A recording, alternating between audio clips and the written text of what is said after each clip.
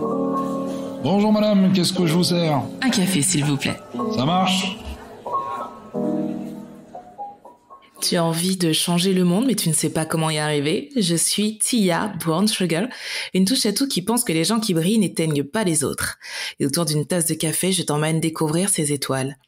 Des personnes qui, à travers leur parcours et leurs histoires, partagent d'autres façons de faire, de consommer, de vivre, de penser, mais surtout changent les choses.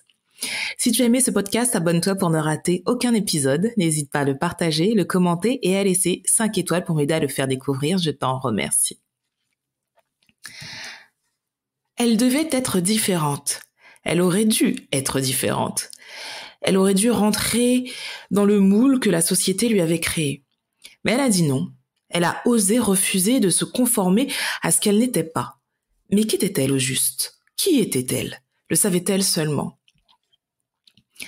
Belle d'Acosta Green est née Belle Greener. Elle a le caractère de sa grand-mère Hermione. La force de celle à qui on ne le fait pas. Une force de la nature intelligente et particulièrement belle. Belle est née noire dans une Amérique ségrégationniste. Elle n'a pas le choix de sa condition. Mais qu'importe, cet héritage ne sera pas le sien. Son destin est pourtant tout tracé. Fille d'un célèbre avocat militant pour la cause des siens aux États-Unis, son père est le premier homme noir à être diplômé de l'université de Harvard. Après l'abandon de son père, elle décide de vivre la vie dont elle rêve. Celle d'une femme libre et blanche. Elle va réécrire son histoire pour devenir Belle d'Acosta Green, une jeune femme d'origine portugaise issue d'une famille aisée. Son intelligence, son charisme et sa beauté lui ouvrent les plus grandes portes jusqu'à devenir le bras droit du célèbre J.P. Morgan. Elle sera ses yeux et ses oreilles. Bien plus qu'une simple assistante, elle est sa conseillère, sa confidente, son homme de main. Elle est en charge de l'incroyable bibliothèque de Madison Avenue.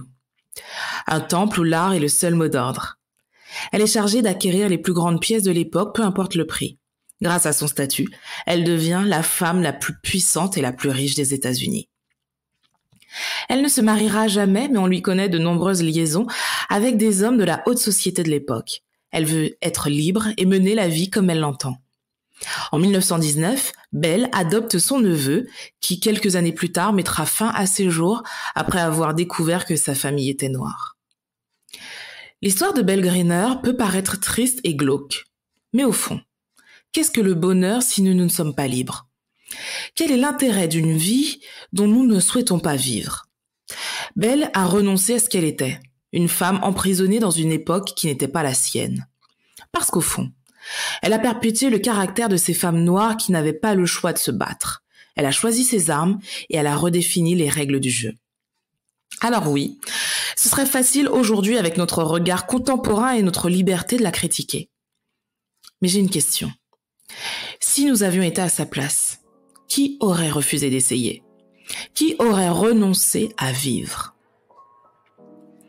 Merci de m'avoir écouté, j'espère que cet épisode vous a plu.